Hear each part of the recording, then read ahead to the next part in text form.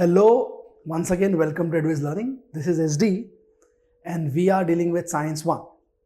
Now, talking of Science 1, the very first chapter that is the part of our curriculum is gravitation, and gravitation is a part of mechanics actually. So, talking of gravitation, ये एक ऐसा chapter है जिसमें से आप numericals expect कर सकते हो, आप MCQ एक्सपेक्ट कर सकते हो, आप गिव रीजंस एक्सपेक्ट कर सकते हो, short answers, long answers, all the variety of questions that your Science 1 paper pattern has are included in this chapter. बहुत वास्ट नहीं है चैप्टर, कुछ limited number of limited amount of concepts हैं, लेकिन जो भी कॉन्सेप्ट्स हैं they are very much important and they are also interrelated. So it is very important for all of you to understand things from the beginning. पहले concept से जितना ध्यान रहेगा, जितना समझ में आएगा, उतना इवेंचुअली आप रिलेट करते जाओगे. The moment you cut yourself off from any of the concept, it might be a problem to understand the further concepts. Okay, so talking of gravitation, what is the first thing that comes to our mind? Gravitation, इस शब्द को देखते ही we think of things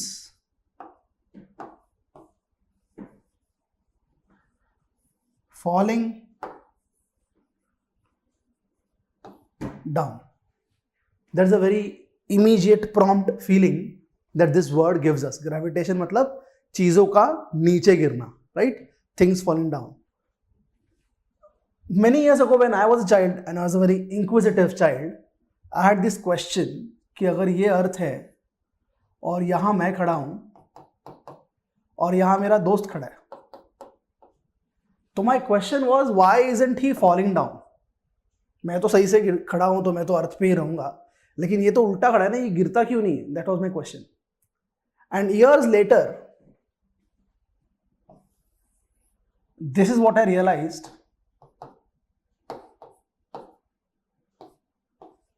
कि कोई कहीं भी खड़ा हो, they are all attracted towards the earth.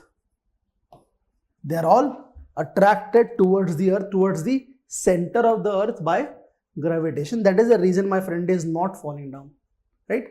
So gravitation is nothing but the force, okay, by which each and every entity, body, person, object on the earth is being pulled towards the center of earth, is being pulled towards the center of earth. That is what we understand by gravitation. But there is another aspect to it which will be presented to you all in this chapter by this man, Newton. Newton उसका original form जो है gravitation का, उस बारे में बात करने वाले हैं हम लोग.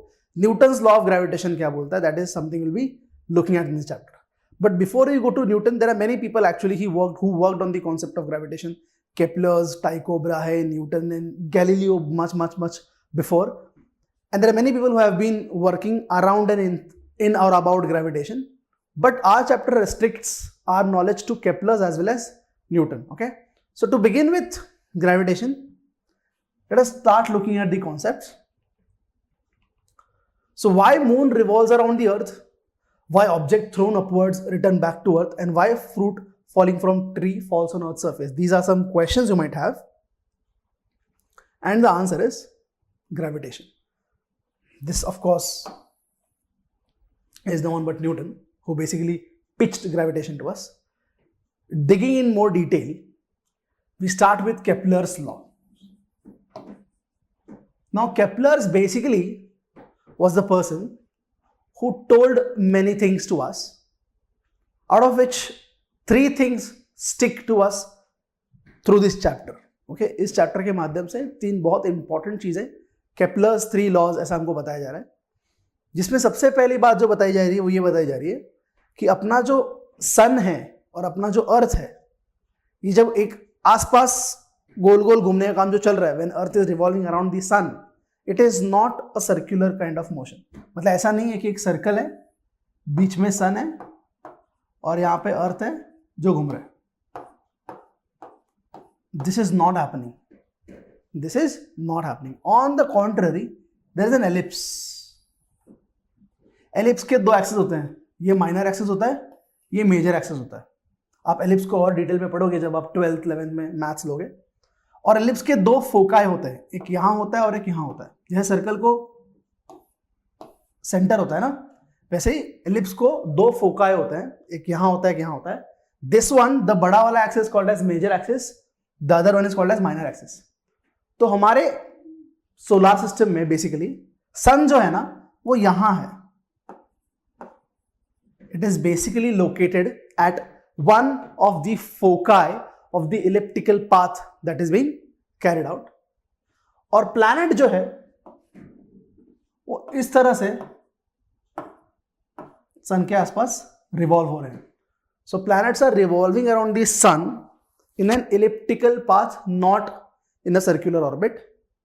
And in that process also, sun is not at the geometrical center as such, it is on the one of the foci.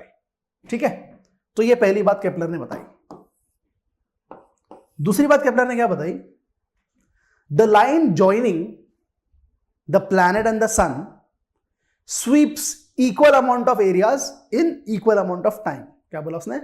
The line joining planet and the sun sweeps equal amount of area in equal amount of time. मान लो ये point A है और ये अर्थ है, and this is the line joining sun and the planet, right?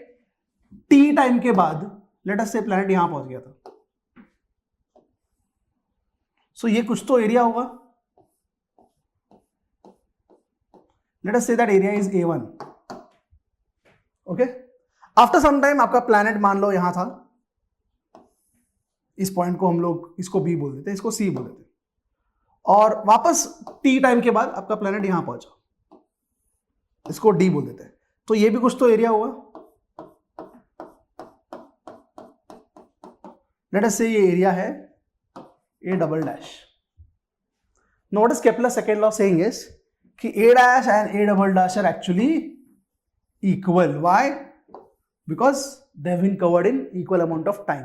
I repeat once again, the line joining sun and planet, sweeps equal amount of areas in equal amount of time. मतलब क्या? थोड़ी देर बाद अगर यहां पे कोई point होता E और वापस हम लोग T टाइम के लिए ऑब्जर्व करते हैं और प्लैनेट यहां पहुंचता है F और ये कुछ नया एरिया मिलता और वो A ट्रिपल डैश होता ना, तो वो भी इक्वल होता। इक्वल अमाउंट ऑफ टाइम में इक्वल एरियाज कवर होते हैं। That is what they are trying to say in the second law. In the third law, t square is proportional to a cube, or some books also say t square is proportional to r cube. ये third law में बोला है। अब यहां पे t और r पहले क्या है वो जान लेते हैं। t is the amount of time required for one revolution. मतलब अगर प्लैनेट a पे है तो ये पूरा परिक्रमा करके a पे पहुंचने के लिए जितना टाइम लगेगा, that is T, time for one revolution, वो T है। एंड व्हाट इज A और व्हाट इज R? A क्या है? It is the average of mean distances. It is average of all the distances between sun and planet. बोलने का मतलब क्या कि अब ध्यान से देखो तो सन और प्लैनेट यहां पे है, तो ये कुछ तो डिस्टेंस होगा D, लेकिन ये डिस्टेंस ज्यादा है उससे D डैश, ये और ज्यादा है D डबल डैश। बोलने का मतलब क्या कि सन और प्लैनेट के बीच में डिस्टेंस कांस्टेंट है क्या? नहीं, इट इज कंटिन्यूअसली वेरिंग। सन और प्लैनेट के बीच में डिस्टेंस जो है वो कंटिन्यूअसली वेरी कर रहा है, वो कांस्टेंट नहीं है। The distance between sun and planet is continuously varying, it is not constant. लेकिन इन सारे वेरिएबल डिस्टेंसेस का कुछ तो एवरेज निकलेगा। This A is that average और this R is that average. It is the average distance between sun and the planet. तो अगर t is the time of revolution and a is the average distance between the sun and the planet, in that case t square is proportional to r cube. So Kepler presented first, second and third law, where the first law says the planets are not going around the sun in a circular orbit, rather they are in an elliptical orbit with sun at one of the foci. Second, the line joining planet on the earth or this planet and the sun sweep equal amount of areas in equal amount of time. And third, the square of time of revolution is proportional to the cube of average distance between sun and the planet. So let us actually look at it. Yeah. So the orbit of planet is ellipse with sun at one of the foci. That is something we understood. The line joining sun and the planet sweeps equal areas in equal amount of time or equal intervals of time. That is the second thing. Examples given are AB and CD are the distances covered by planet in equal intervals of time. A, B and C, D. ये A, B और ये C, D दोनों equal intervals में है. Line AS and CS sweep area ASB and CSB which are equal. तो ASB और CSB क्या है? Equal है. ASB और CSD क्या है? Equal है. Third law, the square of period of revolution around the sun is directly proportional to cube of the mean distance of planet from sun, which is nothing but this. The square of time of revolution is proportional to cube of average distance between planet and the sun. The square of time of revolution is proportional to cube of average distance between planet and the sun. अब हमको पता है from maths proportionality sign जाएगी तो कुछ तो constant आता है, और rather take it like this. So T upon R cube is what? It's a constant. That is what we are saying here. T square upon R cube will be constant. T square upon R cube will be constant. So that these are the Kepler's laws, Kepler's first law, second law and third law. Let us further try and understand things. Let us try to understand Newton's universal law of gravitation.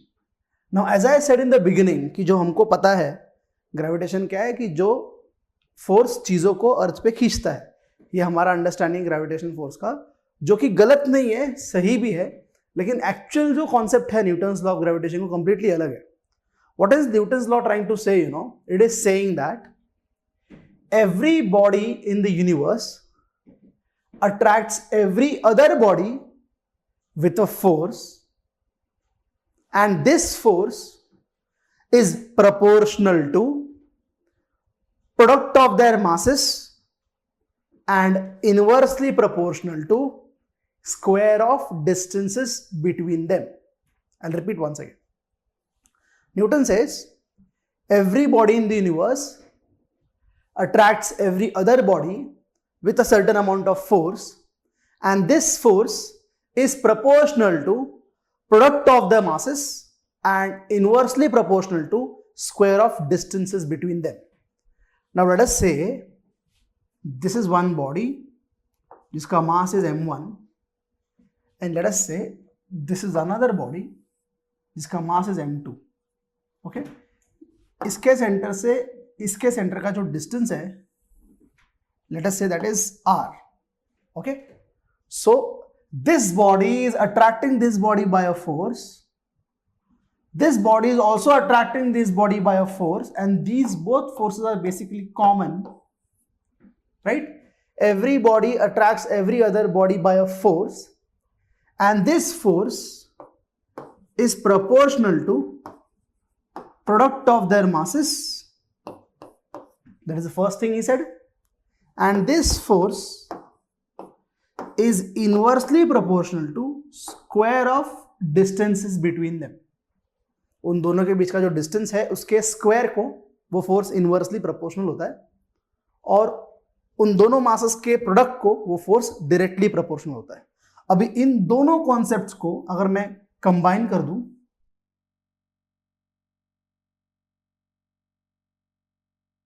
I can write this directly.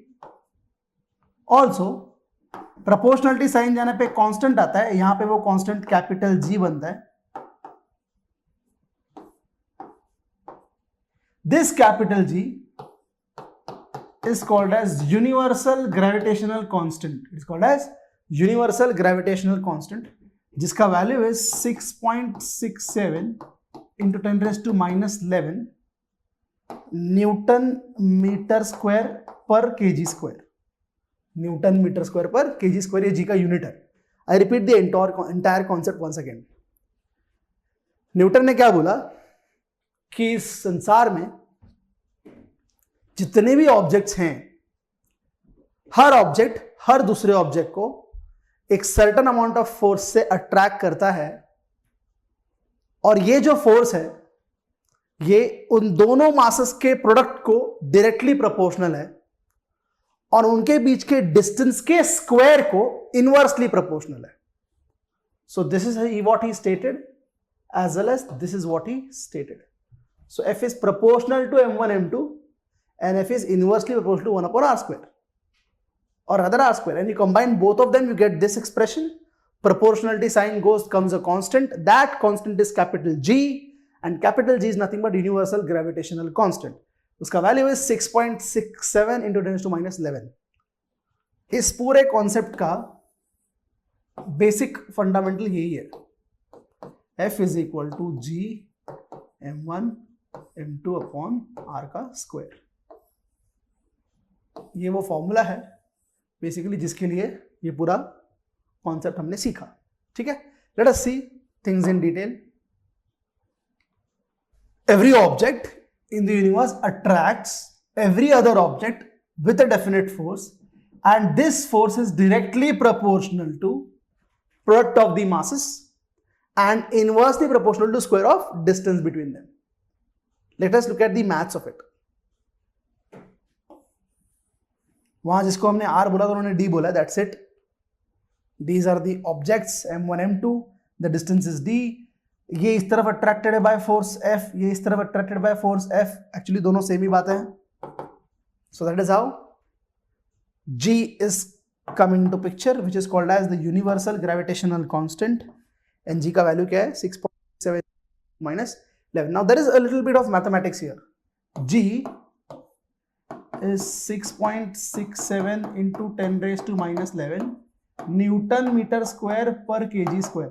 लोगों को सवाल आता है कि ये कैसे आया, G का यूनिट न्यूटन मीटर स्क्वायर पर केजी स्क्वायर कैसे आया. So it's simple. सी हमने फॉर्मूला क्या डेराइव किया था? F is G m1 m2 upon r square, right. और here F is G m1 m2 upon d square, right. G को एक तरफ रखो, बाकी सारी चीजें यहां ले आओ, तो F into D square upon m1 into m2 is equal to G, right. अभी इन चीजों को देखो ध्यान से. फोर्स ऊपर है इसलिए न्यूटन, डिस्टेंस का स्क्वायर इसलिए metre square, upon mass into mass. Mass into mass मतलब kg square. This can be also written as newton metre square पर केजी स्क्वायर. हेंस जी का unit is newton metre square पर KG square. Will once again revise this law. What is Newton's law saying?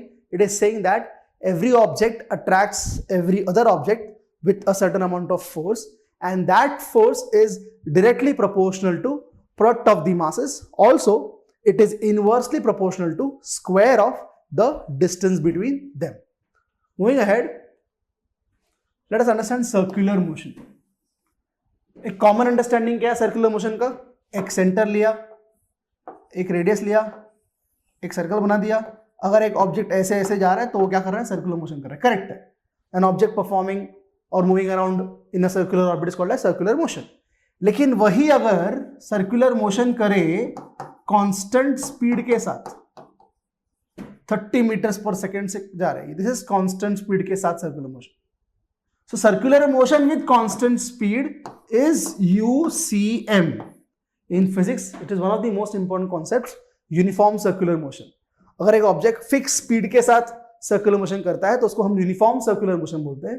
और जब कभी कोई object किसी centre के about किसी रेडियस के साथ UCM परफॉर्म कर रहा हो, so it is always attracted towards the centre by a force. This object is always attracted towards the centre by a force. That force is called as centripetal force. इसको बोलते हैं हम लोग centripetal force. The force which is pointed or directed towards the center of the circle of the object performing circular motion is called as centripetal force.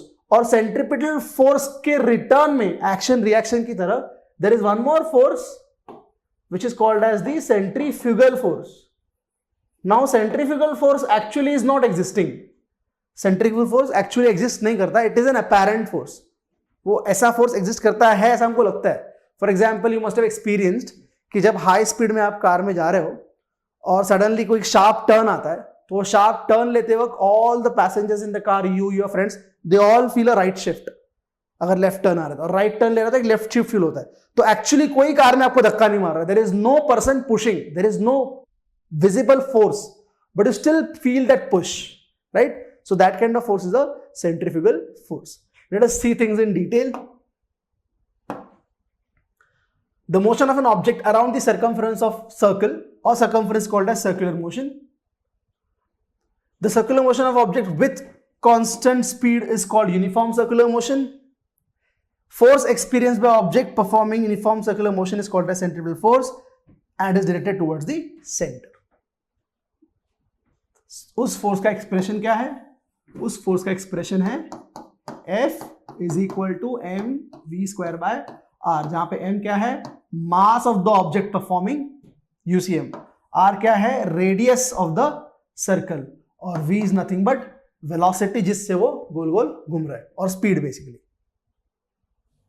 C this is UCM, right? So that's all about circular motion and uniform circular motion. Now having understood circular motion, where we are saying सिर्फ round जाना is circular motion, fixed speed से round जाना is uniform circular motion, और uniform circular motion का एक force होता है जिसको हम centripetal force बोलते हैं, and that force is nothing but the force that a body performing UCM is experiencing towards the center of the circle. Let us move ahead. Now we are going to understand relation between Kepler's third law and Newton's universe square law of gravitation. Basically Newton ने जो दूसरी बात बोली थी ना कि force is inversely proportional to square of distance, this thing was questioned. How is it true? Okay, so this particular derivation is about proving how is it true. We are trying to show कि force is inversely proportional to 1 upon r square कैसे आया, ठीक है? सो इसमें हम लोग दो चीजें यूज करने वाले हैं। न्यूटन ने हमें पहले बताया हुआ है कि फोर्स क्या है बॉस? मास इनटू एक्सेलरेशन है, और आज बताया कि फोर्स क्या है? G m1 m2 upon R square है, right? Both things we have got to know from Newton, right? Also we know that अगर कोई ऑब्जेक्ट गोल जा रहा है, सर्कुलर मोशन कर रहा है, तो कितना डिस्टेंस कवर कर रहा है? 2 pi r कवर कर रहा है। Let us see how do we implement that. So Newton assumed that planets revolve around the sun in circular orbit. Okay, Kepler ने बताने के पहले न्यूटन ने क्या एज्यूम किया था कि प्लैनेट्स जो हैं वो सन के आसपास सर्कुलर ऑर्बिट में जाते हैं, जिसकी वजह से speed was found to be how much? 2 pi r upon t, because 2 pi r is the total distance traveled and t is the time of revolution. अगर एक प्लैनेट सन के आसपास एक सर्कुलर ऑर्बिट में 2 pi r डिस्टेंस कवर करता है, in that case उसको capital T, that is time of revolution, अगर t लगता है, then speed is calculated as distance upon time. Speed is calculated as distance upon time, मतलब 2 pi r upon t. Now हम लोगों ने क्या सीखा कि सेंट्रीपिटल फोर्स जो है that is mv square upon r, right? This is something we know. So what will do, will substitute this into this. हम लोग v की जगह 2 pi r अपॉन t इसमें डालेंगे, तो हमारा m वैसे ही रहा, r वैसे ही रहा, सिर्फ v की जगह 2 pi r अपॉन t आ गया in square.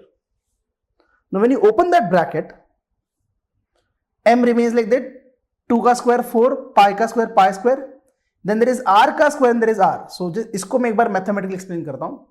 there is m, there is 2 pi r upon t, इसका स्क्वायर और नीचे एक r है. this can be well written as m 4 pi square r square t square upon r by 1. ये जो r है वो r by 1 है एक्चुअली, तो ऊपर जाएगा. so 4m pi square r square t square into 1 upon r हो जाएगा.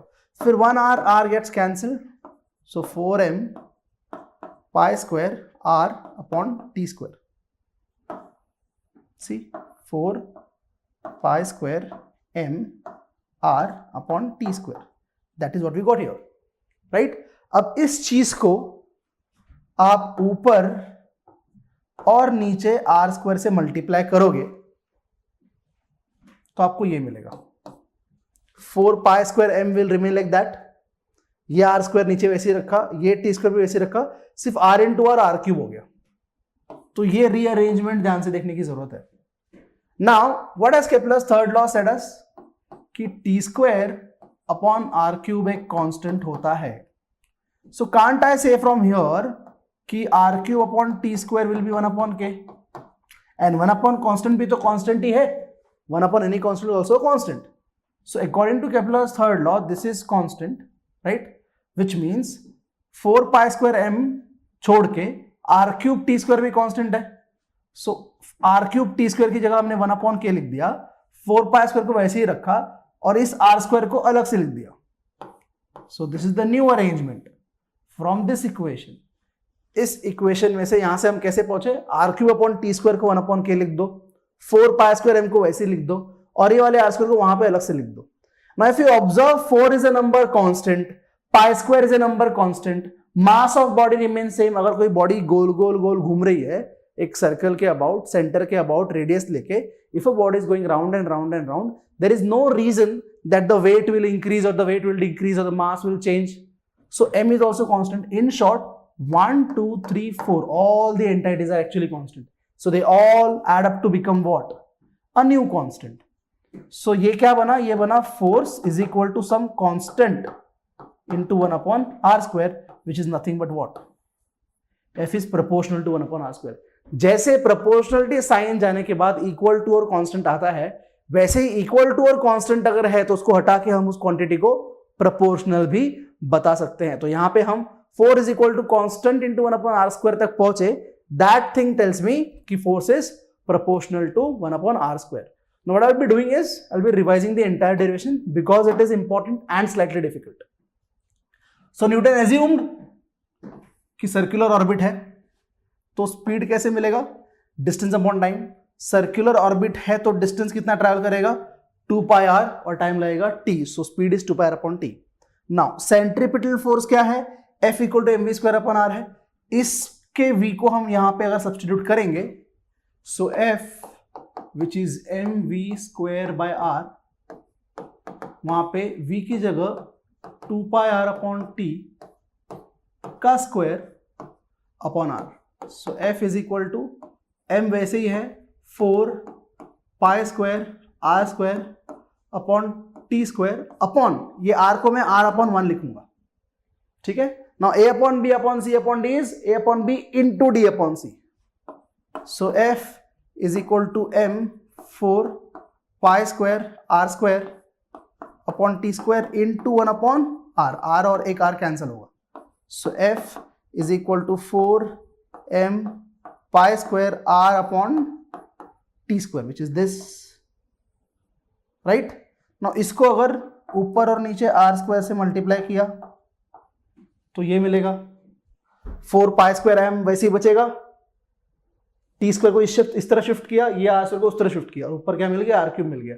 अब इसको अगर ध्यान से देखेंगे तो इस चीज को देखिए, केपलर्स लॉ याद आता है. केपलर्स लॉ ने क्या बोला है कि boss T square upon R cube क्या है? एक कांस्टेंट है. यही चीज और एक बात इंप्लाई करती है कि फिर R cube upon T square क्या होगा? 1 अपॉन कांस्टेंट होगा. तो उसको इसको हम लोग 1 अपॉन के सब्स्टिट्यूट करेंगे तो अपने आप के नीचे आ गया. 4 पाई स्क्वायर एम वैसे ही बचा और सिर्फ एक्स्ट्रा थिंग जो बचता है आर स्क्वायर, उसको अलग से लिख दिया. राइट. नाउ इसको अगर ऑब्जर्व करेंगे तो 4 is constant, pi square constant, mass constant, के कांस्टेंट, मतलब ये सारी चीजें क्या है? वापस कांस्टेंट ही है. So basically this can be written as what? 4 is equal to some constant k dash into 1 upon r square.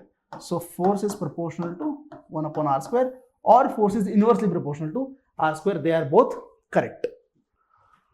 Moving ahead, gravitational force and its effect. Gravitational force जो है वो क्या क्या effects लाता है, फिर उसके वजह से क्या क्या actually हो सकता है. So high and low tide in the sea that they are happening actually because of moon's gravitational force acting on the water. Moon का कुछ तो ग्रेविटेशनल फोर्स है जो अर्थ के वाटर पे एक्ट करता है, जिसकी वजह से हाई टाइड लो टाइड्स होते हैं. Due to earth gravitational force moon revolves around the earth. Earth का जो ग्रेविटेशनल फोर्स है उसके चलते या फिर उसकी वजह से मून अर्थ के आसपास इर्द गिर्द रिवॉल्व कर पा रहा है. Artificial satellites revolve around the earth due to gravitational force of the earth. There are artificial satellites that we send up. हम यहाँ से कुछ satellites भेजते हैं जिनको हम man made बोलते हैं, artificial बोलते हैं. ये satellites भी गोल गोल अर्थ के आसपास फिर revolve क्यों कर पा रहे हैं? Because of Earth's gravitational force. Now value of gravitational acceleration g on surface of earth. कई बार आप लिखते हो g is equal to 9.8 या फिर g is equal to 10 meter per second square. With these values we use very frequently while doing mathematics. And what is that value g? That is gravitational acceleration. Now here I would like to mention a point जो बहुत सारे बच्चे गलत करते हैं. You guys tend to get confused between G and G. What is capital G? It is universal gravitational constant. And what is G? This is acceleration due to gravity. ये क्या है? Acceleration due to gravity. और ये क्या है? Universal gravitational constant. इसकी value है 6.67 10⁻⁻11. इसकी वैल्यू है 9.8 metre per second square approx. ठीक है, अब ये कैसे आया, कहां से आया वो देखते हैं. Now Newton told us two things. One is this, the other is this. This is something we already knew, this is something we got to know today. अगर एक ऑब्जेक्ट अर्थ के सरफेस पे रखा है तो वो अर्थ के सरफेस पे एक फोर्स अप्लाई कर रहा है. आई रिपीट, अगर एक ऑब्जेक्ट अर्थ के सरफेस पे रखा है तो वो उस सरफेस पे या फिर अर्थ पे बेसिकली एक फोर्स अप्लाई कर रहा है. कौन सा फोर्स अप्लाई कर रहा है? Weight. When I am standing here I am applying weight on the surface, right? जो भी यहां पे मैं खड़ा हूं. So that weight is the force. That force is nothing but the weight. And what is weight guys? Weight is nothing but mg.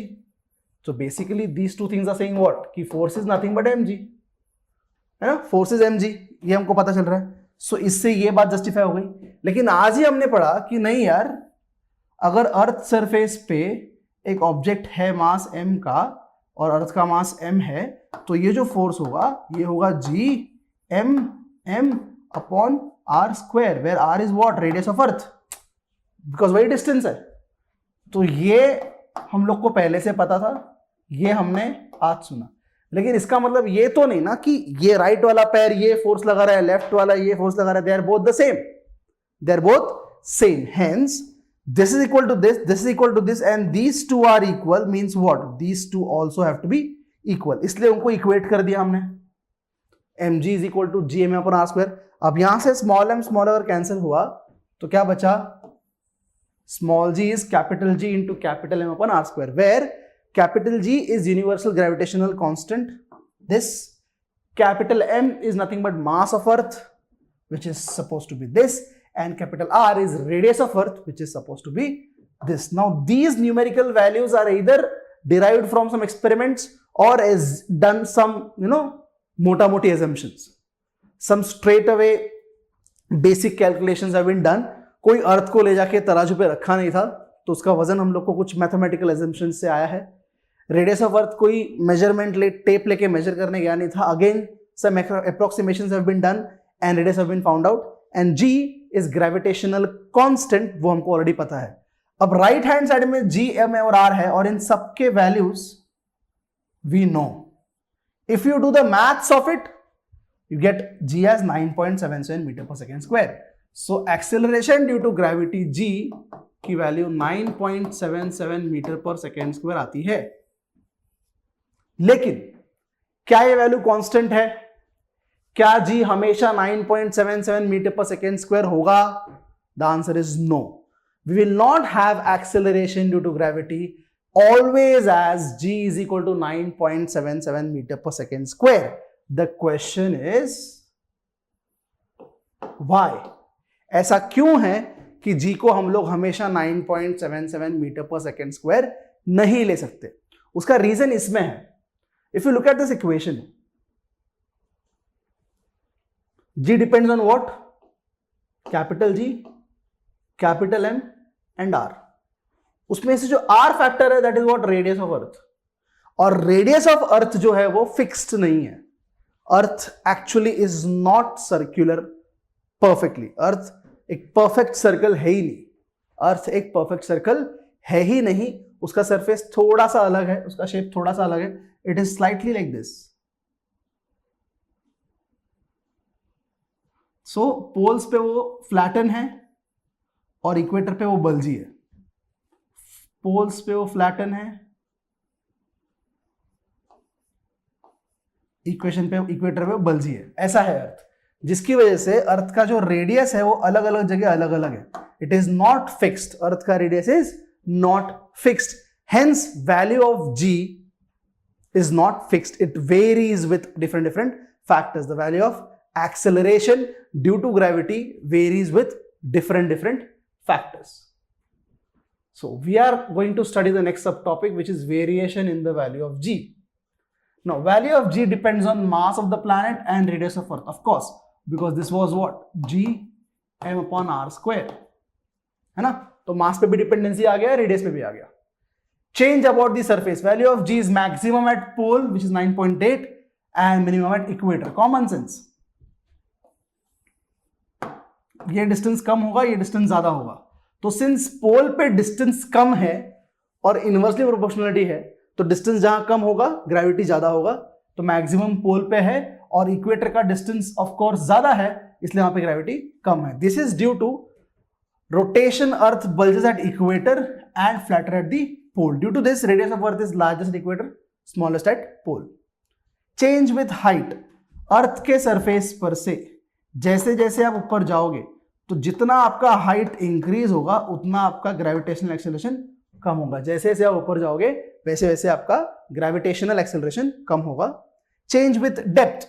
अर्थ के अंदर जितना आप जाओगे, जैसे जैसे आपका डेप्थ बढ़ेगा आपका एक्सेलरेशन कम होगा. जैसे जैसे आपका डेप्थ बढ़ेगा ग्रेविटेशनल एक्सेलरेशन कम होगा. इनफैक्ट सेंटर पे, अर्थ के सेंटर पे तो ग्रेविटी क्या है, 0 है. Value of ji on moon. Now ये जो इक्वेशन है ना, G is G M upon R square, ये सिर्फ अर्थ के लिए वैलिड नहीं है, सारे प्लैनेट्स के लिए, सारे बॉडीज के लिए वैलिड है. तो एम जो है कैपिटल एम, वो मास ऑफ अर्थ था हमारे केस में. अगर वहां पे मास ऑफ मून डाल दिया और रेडियस ऑफ मून डाल दिया तो आपको ग्रेविटेशनल एक्सेलरेशन ऑफ मून मिलेगा.